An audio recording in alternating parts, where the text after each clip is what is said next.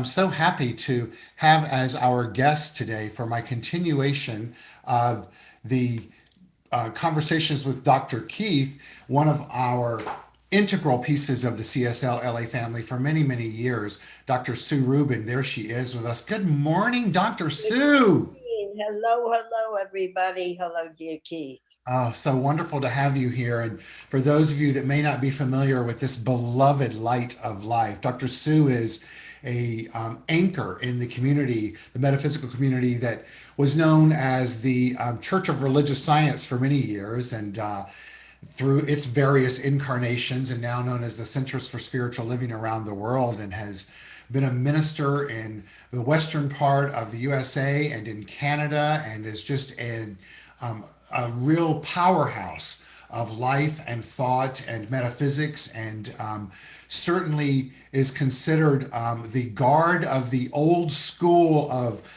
it's about the law of life, while at the same time lives in this state of evolution that is not only commendable and admirable and respectable, but very, very, very, very, very inviting. So, Dr. Sue, Wow, I'm impressed. Bring her on. I learned it from the best, my dear you. So share with us what's on your mind just in this very moment.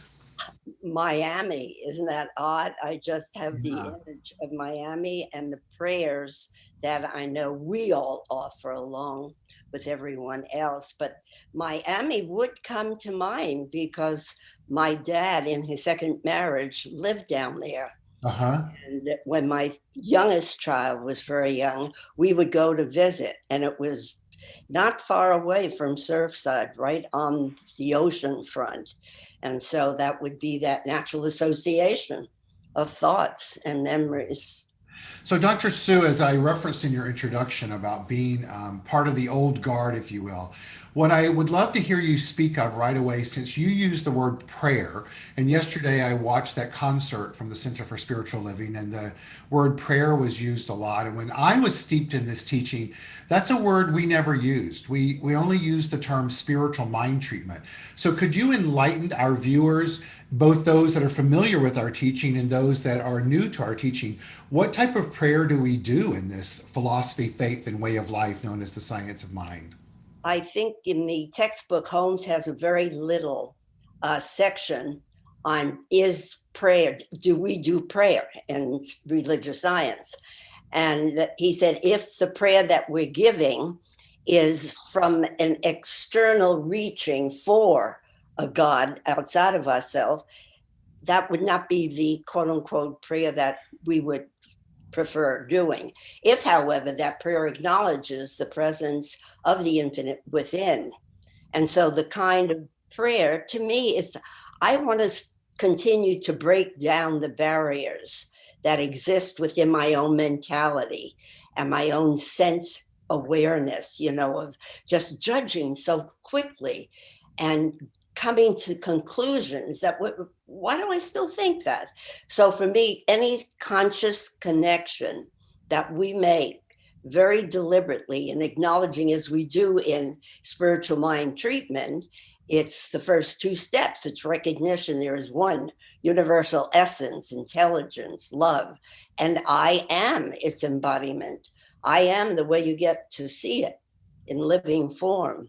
And so for me, my sentence is God is I am. Uh-huh. Because that for me takes the recognition of something. I don't need to describe it because it's everything that is. Let me leave it at that. And my unification are really encapsulated. And for me, it's a catalyst. If I feel my edginess or I'm slipping off into some place I prefer not to be, I I'm God as I am. To me, that's my anchor.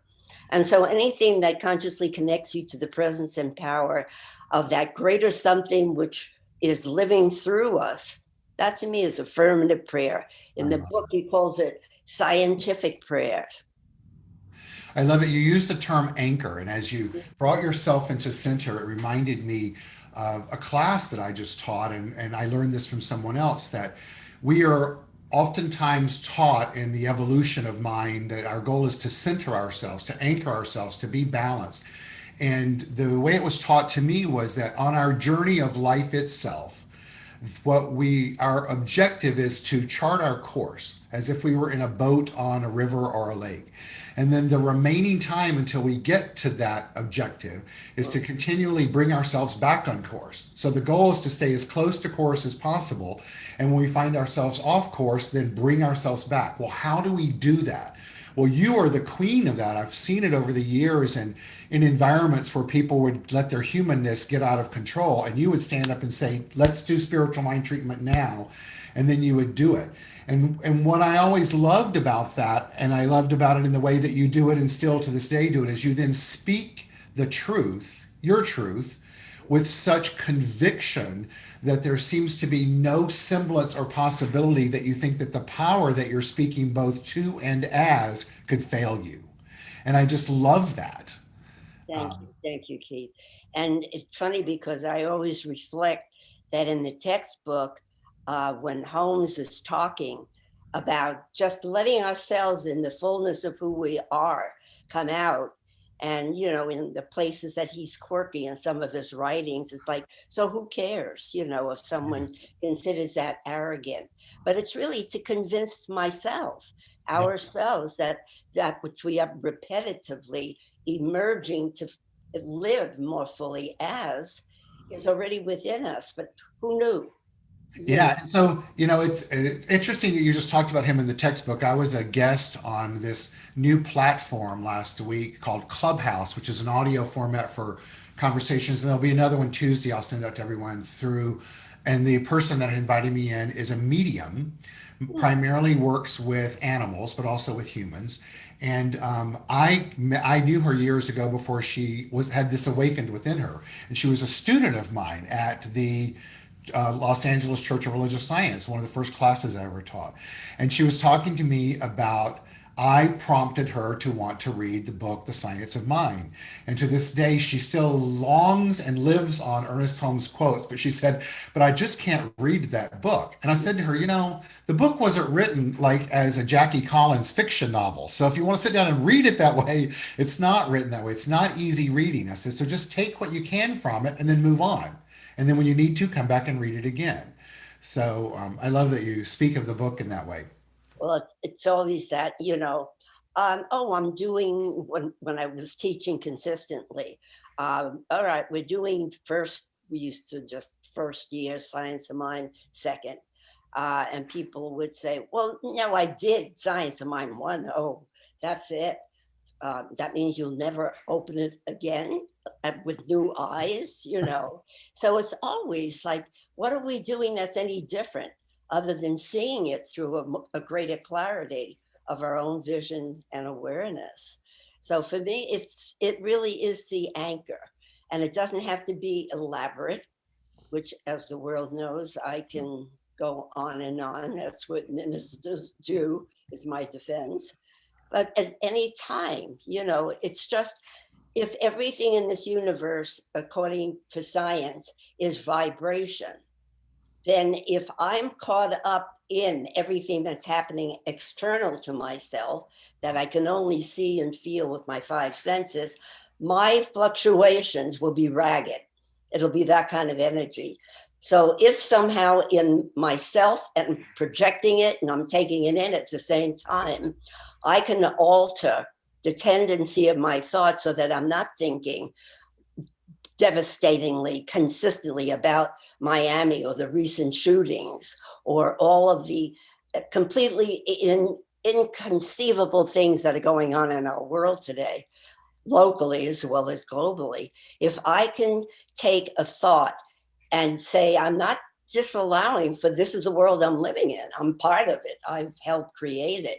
But if I can take that energy to a calmer, just exchange of thought for truth, then I can say, God is, I am. Right. And that was like an Italian thread or something. But I completely agree with you, and that's why I think One of the things I love about this teaching and have, and I do in within every opportunity I have in teaching it, is that how do we take it? Because it can be quite esoteric. How can we take it and then practically apply it to life? And one of the things that I like of what you're saying is that it's A, let's look at it through thought, because that's what it is. B, if we look at it through vibration, if the vibrations are ragged, then we're attracting raggedy experiences in our life, right? So what thoughts can I then think? Well, if I'm looking at it through the lens, applying it through the lens of God is, I am. Then, if you look at those qualities of God, what are the qualities of God in our teaching? They're peace, power, beauty, joy, light, life, love, and wisdom. Then the I am part is, then am I thinking thoughts in alignment with those qualities? And if I can hang on to those and know that those are my reality, then the raggediness stops, right? And then just hold it to let the law bring that back into form for us. So our experience then is less raggedy. They're peaceful, powerful, right? Fill in the blanks of the rest of them. And then I can look at that through the lens of, wow, in this very myopic moment, this very short span of time, look at how I participated in creating a shift in my world. Well, and I have the knowledge that I have the capacity to do that, then why wouldn't I do that every opportunity I have? And that's how you then build consciousness. And that's what we're doing. We're Yeah. developing it. That concept of the fantasy of walking into a center or a spiritual community and feeling, oh, I'm home. This is it. My problems are solved. The inner work must be done. There's no Right. question about it. And I think the greatest challenge is not in the number one step of recognizing the essence and nature and spirit of something that lives. And for me, the greatest challenge is the unity, the oneness, to really get it, that what's feeling the sadness about the things that are happening in our world, in our country, is I couldn't feel that if at some deep level I wasn't there, an integral part of it, not only in its effect, but in its cause. And and that's where oneness gets diffused, it doesn't become a beautiful thing. Because if I'm one, then part of me is in everything that's happening at cause level and as an effect. Sue, that Yeah. is so brilliant. In my 800 years in this teaching, I've never heard it explained like that. I love it. Thank You're, I mean, let's recap that. You're saying that it's at that level of oneness, once again, moving beyond the esoteric to the connectedness that so I'm able to feel that because of the connection, right? I'm able to know that I know whatever it's whether it's sadness or joy, because it is a shared experience, but it's shared beyond the cerebral. It's shared at the cosmic level, really, right? at that causative level, at that primal level, I'm escaping from that collapsing building because a part of me is collapsing. And sometimes we don't want that because it's the relinquishing of the old, really demonstrating of pain and sorrow, that we're so familiar with. But there's so much to it, and I just read in Science of Mind, whether it's this month or last month, that the idea that the universe in its oneness has to become the effect to that which it caused, Yeah. in through and as cosmic life and as us. Well, because that's an integral piece of the creative process. Yeah. The creative process isn't just being creative. It only matters that it's creative because so that we experience it. It's through the experience of the creation that we then can determine where we are at in the process relative to the evolution of our consciousness. Right. So for me, if I keep thinking oneness in every regard, my breaking down the barriers of separation, because we are so prone to go good, bad, right, not right, pretty Uh-huh. ugly.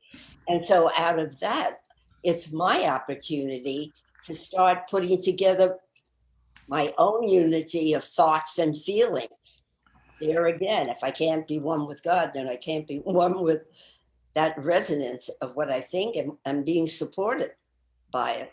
You know, I love to bring quotes to stimulate us. Not that we need the quotes to stimulate it, but I have a whole stack here that I'm just going to grab. But as you said that, it reminded me of this quote that I have for us. I don't know if we can see it on the screen. Hmm. Um, but it shows the quote is, "We are here to awaken from our illusion of separation," by Thich Nhat Hanh. And the visual is so wonderful because it shows the tree that is growing out of the cut tree. So out of the stump, the tree grew. But if you really look, it didn't grow from there. It grew from all of the roots that are deeply embedded in the soil. And one of the Right. things I learned in the classes I just taught was that we have to remember that um, tree came from a seed, right? And at some point, that seed was planted, whether it was intentionally or not, into the soil. Mhm. And as we plant seeds through our thoughts in the soil, it takes on average 10 days for the seed to germinate. So even when we think these thoughts of oneness, sometimes our experience is not going to be immediate. Our role is to stay in that process of knowing it, as the seed then becomes to germinate, to move up into its expression.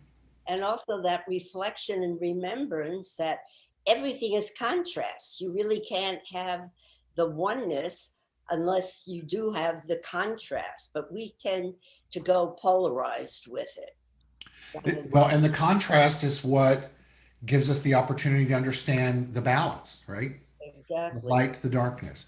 So, speaking of that, and then the process of life itself, as I've stated before, our um, vision statement is supporting individuals on their finding personal self empowerment through their journey of spiritual awakening. Right.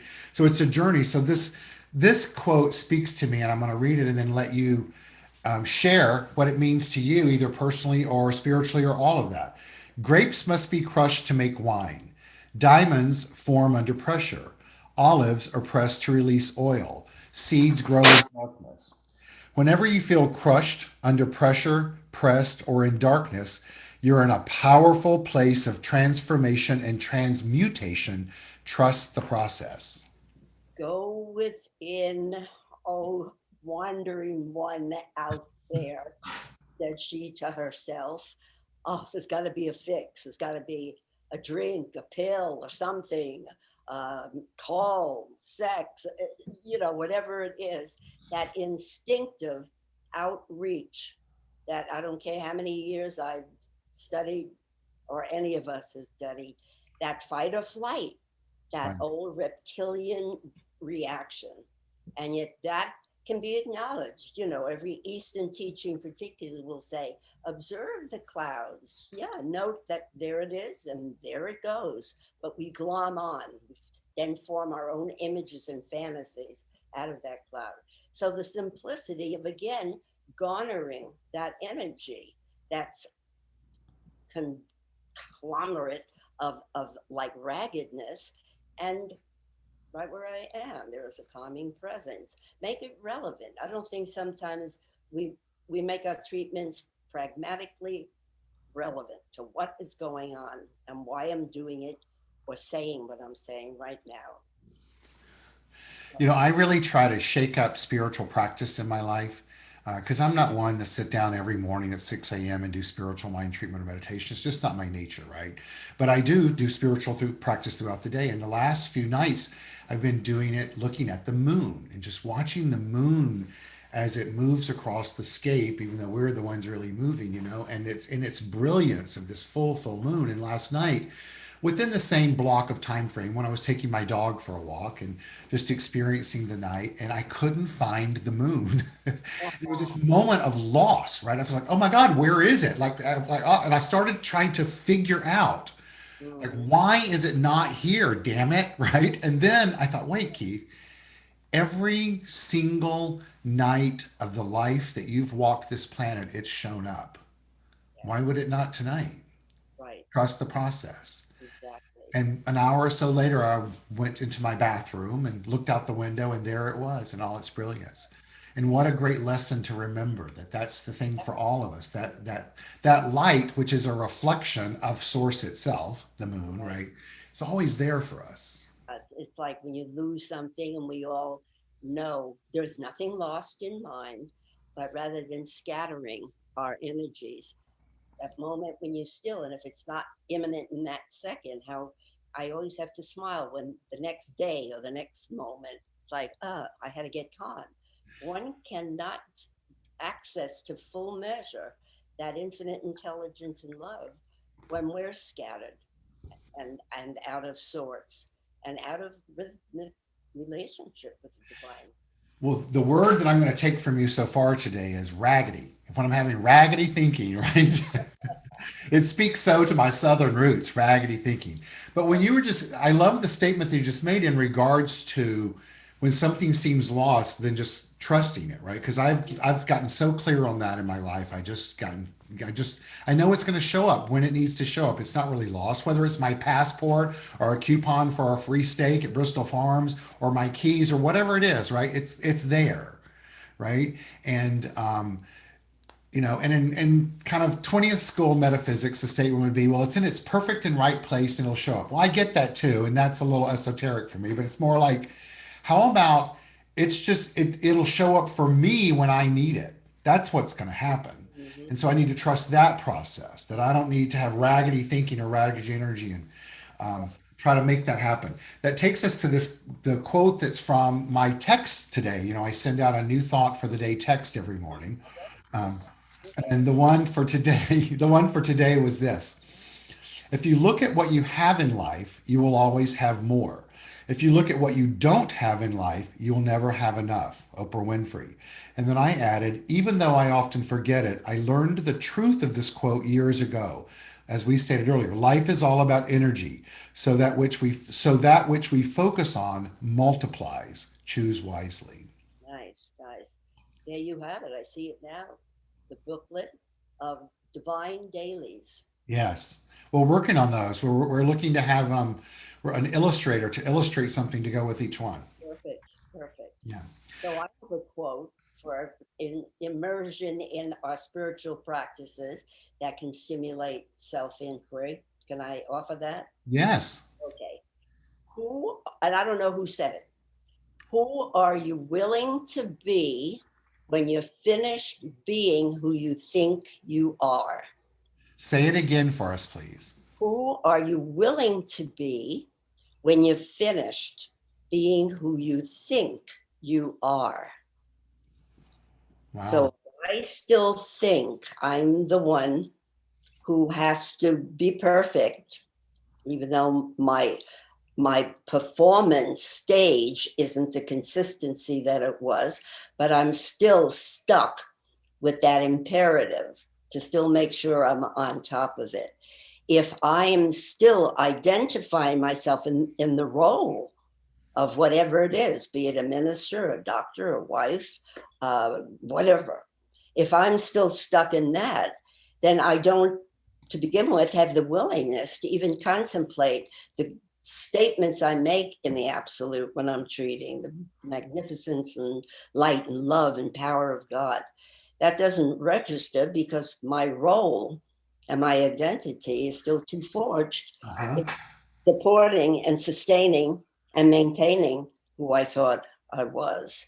So it's one of those poke around, because at first, well, here's who I'm willing to be. But I think the key element is the willingness in everything we do. Am I really willing to see a change in my life by acknowledging some of my own, whether I call it shadow work or ego or cleaning up my inner act? So That's it's so true. It's not only am I willing to be something different, but am I willing to see it different? You mm, know, that's a real critical piece of that. This reminds me of the quote, a quote from Deepak Chopra, which is inherent within the seed of intention is the fulfillment of its desire. mm, Right? So if we are willing to say yes to being willing, mm-hmm, right, then our role is to set the intention for it. And yes, then to remember that that's all we have to do, set the intention. Because much like the seed that we just looked at, that created the tree through the roots and then the stump and then which have been cut and then the tree, that inherent within that already is it's the fulfillment of its desire.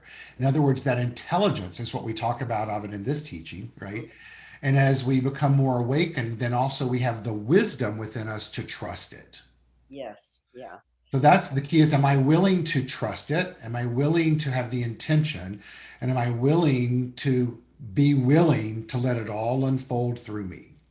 Yeah. So here we sit, seemingly this unified field of oneness, this universal cosmic being specialized as us, with all the potency and power available at our mind tips and our fingertips. And yet there is that part of us which has still attained such a level of power, that humanness that we grasp, to let a piece of it go that we know isn't contributing to what I know the bigger picture of me is. And that everything you said about you got to be willing to be willing. And then do I trust enough to be willing? There's so much wrapped up. And yet the simplicity of truth is in the twinkling of an eye. Right. You still evaporate when my head and my heart are so resonant with each other that there's no conflict. It's there. Yeah, and one of the things I've learned on my journey is, and I speak of this often through the beloved Dr. Maureen Hoyt, of living in the world of and not or. So it can, the manifestation can indeed happen in the twinkling of an eye, right? And we can still struggle in the willingness, and we can know and know that we know that inherent within the seed is the fulfillment of desire. Like all of those things can exist simultaneously, Right. right? So it's not one or the other. Right. Yeah. And I'm probably like giving poetic license, but Holmes said something about a manifestation or a demonstration in our teaching is simply when you objectify, and that's going to take as much time and as much space as until you get it, until you have accepted that for yourself. Well, and the aha that I just had as you said that, which I know, and I know that I know this, is that the truth is that it's not happening in time or space, though. Hmm. It's only time or space when we assign that to it, Right. right? Right. So even if we were to look at, when we move into this town hall meeting after the service today about what does it look like for us as a community going forward, Yes. right? To not get attached, as I know many have been, to the time and space of when it looks like we want it to look, right? Mhm. Right. You have any words of wisdom on that? The first thing that connected was, and the way we wanted to look is still very deeply steeped in the way it used to look Right? before all this happened. It's that, that those words that I still cringe at these days, return to normal, rather than giving into the idea, being willing to let go of the idea that manifesting, yeah, it may look the same. People are out in the bars and the restaurants, but nothing is the same. There's been a shift, and it's like, now where are you taking this shift? The seismic metaphysical thing that's moved you from where things used to be your normal, and now here's your new normal, and Yeah. you're still reeling in. But I want this and I want that. Right. And maybe we're not supposed to be normal anyway, right? Exactly. So, What's so normal? I was sharing this yesterday with someone on the phone and someone at the park yesterday, where I was walking down the street yesterday, of course, with my beloved four-legged spiritual offspring, Sweeney, headed towards Starbucks. That was our destination. And it's Gay Pride weekend here in West Hollywood. And so there was a new expression of individuals on the street that I don't normally see, right? And this young man starts walking towards me, and I could tell that he had a beeline for me, right? And so he's coming towards me, and I was a bit excited for my venti iced green tea with no sweetener added. And I was like, okay, where is this going to go? And he comes up to me, and I've learned to trust this process. And he says, "Sir," and I said, "Yes." And he said, "First off, I want to go on record telling you that I'm not really weird or strange." And I looked at him, smiled. I'm like, "Well, I'll wait to make that decision." And he chuckled a little bit. And he said, "I'd like to say something and ask you something." I said, "Okay." And he goes, and he like hesitated, and he said, I'm just not really feeling good about re-entering life and into like what it used to be. And like this getting back to normal thing, it doesn't feel right that we just dive right back in. It just doesn't feel good for me. Is that okay to feel that way? Like, and I had never met this guy in human form before. And I looked at him and said, hey, that is absolutely okay. Like, feel whatever you need to feel and take care of yourself. And that doesn't make you weird or abnormal. It's just honor your feelings, dude. And he was like, thank you. And with that, we bid adieu and off we went. And I thought, how wonderful that he felt comfortable enough to need to express that and trust doing that. And that I trusted enough to be open to it.